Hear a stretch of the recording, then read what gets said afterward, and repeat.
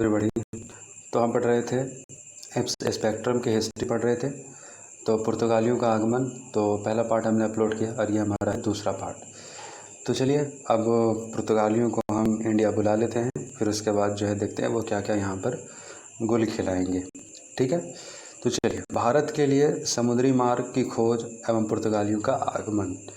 तो भारत के लिए यूरोप से सबसे पहले समुद्री मार्ग का खोज निकालना और फिर भारत व्यापार के लिए आना, तो इसकी स्टार्ट सबसे पहले पुर्तगालियों ने ही की थी। ठीक है, इसको याद रखना। तो 15वीं शताब्दी में भारत में वास्को डी गामा एक व्यक्ति का नाम है। ये कई शताब्दियों पूर्व यानी कि यूरोपीय यात्री आते रहे थे और केप ऑफ गुड होप यहाँ पर एक अफ्रीका के पास, आप देखिएगा अफ्रीका के दक्षिणी साइड में एक इलाका है केप ऑफ गुड होप, जो कि वास्को डिगामा 17 मई 1498 में क्या हुआ, हमारा कालीकट पहुंचा, जो कि केरला में है। कालीकट पहुंचा तो इसने भारतीय इतिहास की दिशा को गहरे रूप से प्रभावित कर दिया। एक रास्ता पहले दे दिया और रास्ता दिख गया तो नक्शा को निर्माण करते हुए गया और अपने पीछे जो है काफ़ी सारा निशानियाँ छोड़ दी, जाने के बाद भी होने के बाद में। तो पश्चिम में अमेरिका के विपरीत, ठीक है, पश्चिम में जैसे कि अमेरिका एक मार्केट था, बहुत बड़ा बन रहा था। अब पूरब में यूरोपीय शक्तियाँ सीधे औपनिवेशीकरण से शुरुआत नहीं कर सकी और ऐसा करने में उन्हें कुछ समय लगा, लेकिन अपने विकसित समुद्री शक्ति, सबसे पहले समुद्री रास्ता इन लोगों ने खोज लिया।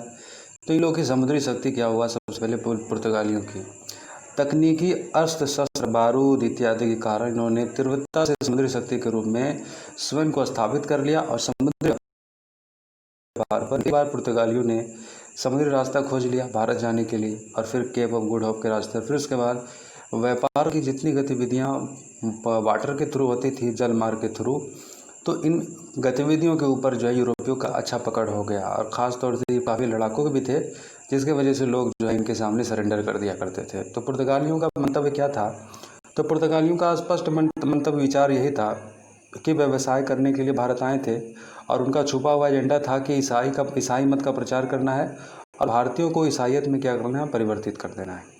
तो देखिए ये सवाल पूछता रहा है, यूपीएससी, बीपीएससी सारे परीक्षा में पूछता है कि पुर्तगालियों का मकसद क्या था, कि असल था व्यवसाय करना, लेकिन एक छुपा हुआ मकसद था ईसाई मत का प्रचार करना और भारतीयों को जो है ईसाइयों में परिवर्तित करना।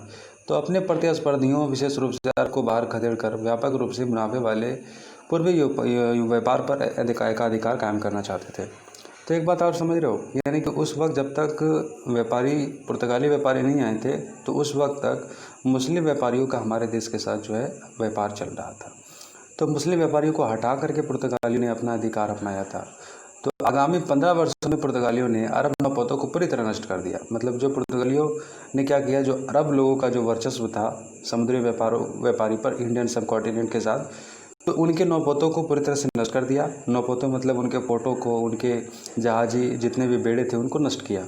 उन्होंने उनके जहाज़ों को लूटा, आक्रमण किया, जहाजियों को लूटा और धनात्मक कार्रवाइयाँ की। पुर्तगालियों की सुदृढ़ शक्ति के परिप्रेक्ष्य में पुर्तगाल के शासक मैनुअल प्रथम, यानी कि पुर्तगाल के जो शासक थे, इनकी गतिविधियाँ जो देख रहे हो समुंदर में, जो उफान मचा रहा है, जो बदमाशियाँ कर रहा है ये वास्को डी गामा के चेले चपोटे लोग, अरब को हटा करके ये अपना वर्चस्व कायम करना चाह रहे थे, इंडियन सब कॉन्टिनेंट के साथ जो है व्यापार में बढ़ना चाह रहे थे। तो ऐसे में क्या हुआ कि पुर्तगाल के शासक मैनुअल प्रथम ने 15 में अरब, फारस और भारत के साथ व्यापार का स्वयं को मालिक घोषित कर दिया। मैनुअल प्रथम ने कह दिया, भैया पुर्तगाल का ये राजा था, कहा कि अब से भारत के साथ अगर कोई व्यापार करेगा तो वो केवल पुर्तगाल करेगा, अरब और फारस बंद। ठीक है, तो पहले अरब और फारस का था। तो पुर्तगालियों के आगमन के समय भारत की स्थिति क्या थी, भारत में पुर्तगालियों ने जिस समय आगमन किया उसने पूर्वी व्यापार को हासिल करने में अत्यधिक मदद की। गुजरात के सिवा शक्तिशाली महमूद बेगड़ा का शासन था, देख रहे हो। मतलब आगमन के समय भारत की स्थिति क्या थी, भारत में पुर्तगालियों ने जब जिस समय आगमन किया था तो पूर्वी व्यापार को हासिल करने में उनकी अत्यधिक मदद की। जैसे कि व्यापार की जो हमारे यहाँ जो गतिविधियाँ थी, इस हालात ने भी जो है इनको मदद किया। जैसे गुजरात के सिवाय अगर बात करें तो जहाँ शक्तिशाली जो शासक यहाँ पर थे, महमूद बेगड़ा, ठीक है, महमूद बेगड़ा गुजरात में उस वक्त शासन कर रहे थे। तो समस्त उत्तर भारत कई छोटे छोटे शक्तियों में टूटा हुआ था, जिसकी वजह से पुर्तगालियों को काफ़ी ईजी हुआ।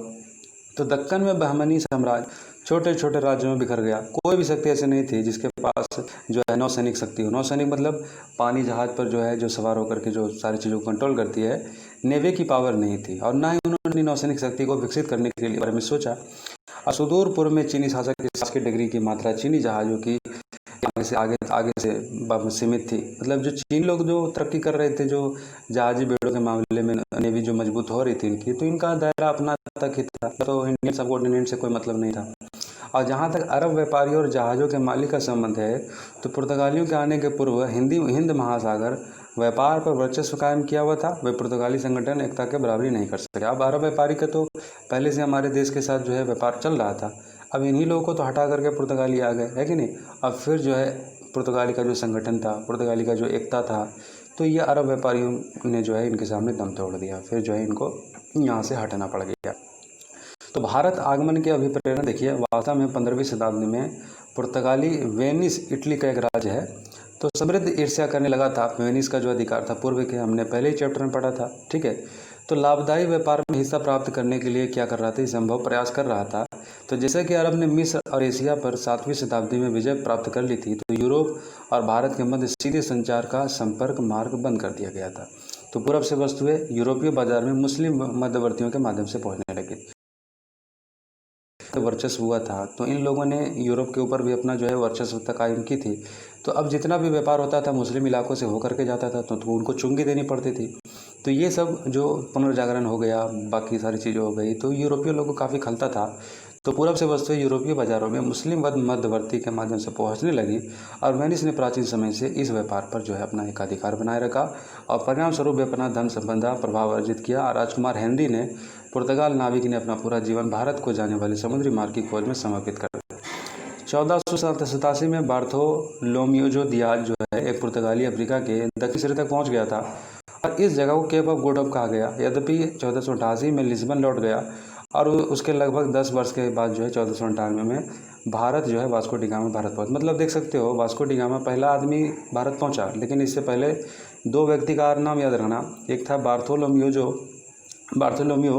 और एक व्यक्ति और है यहाँ पर। ये व्यक्ति क्या नाम है इसका, देखो यहाँ पर, देखो यहीं पर होगा, नाम पढ़ लो। तो 1498 में मतलब बार्थोलोम्यूजो के 10 साल के बाद ही जो है ये आ गया वास्को।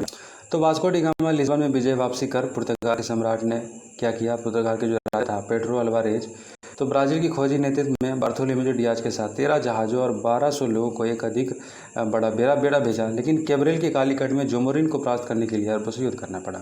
तो अब क्या हुआ, अब जाहिर सी बात है, बेड़ा लेकर भेजा, 13 जहाज़ देकर के भेज दिया, जाओ भारत जाओ, अपना व्यापार बढ़ाओ, अपना वर्चस्व बढ़ाओ।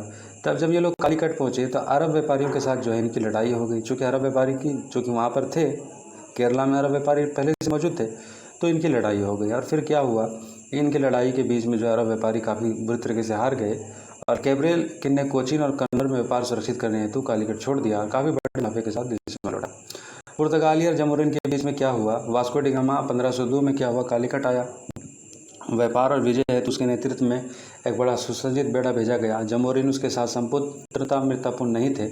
जमोरिन जो केरला का जो राजा था उस वक्त में, तो जानता था, थोड़ा होशियार था ये, कि इससे मित्रता नहीं करनी चाहिए, लेकिन फिर भी आया था तो मेहमान की जो है अतिथि देवो भव वाला भावना था। तो यही चक्कर में जो है पुर्तगाली जो है लूट लिया है ना। तो पूर्वी समुद्र में विशिष्ट वाणिज्य प्रभुता हासिल करने की अपनी महत्वाकांक्षा के चलते पुर्तगाली ने अन्य देश जैसे कि अरब व्यापारियों के व्यापार के लाभों से वंचित करना शुरू कर दिया, यहाँ तक कि उसका उत्पीड़न करना शुरू कर दिया। तो पुर्तगाली एशिया के महत्वपूर्ण व्यापारिक स्थलों फितोरिया पर कब्जा कर लिया और वहाँ चुंगी लेना शुरू कर दिया। तो फितोरियों जैसे ऐसे व्यापारिक स्थल या अड्डे होते थे जहाँ से नौसैनिक बेड़ों को सहायता प्रदान की जाती थी। अब पुर्तगाली ने अपने परस्परी समुद्री विस्तार के लिए विशेष रूप से अफ्रीकी तट पर अपना अड्डा जमाए रखा। समझ रहे बात, कैसे कैसे देखिएगा ये जो है भारत पर कंट्रोल करेगा और फिर काफ़ी लंबे टाइम तक जो है इसका प्रभाव रहेगा। तो ठीक है, मिलते हैं तीसरा वीडियो में। Thank you.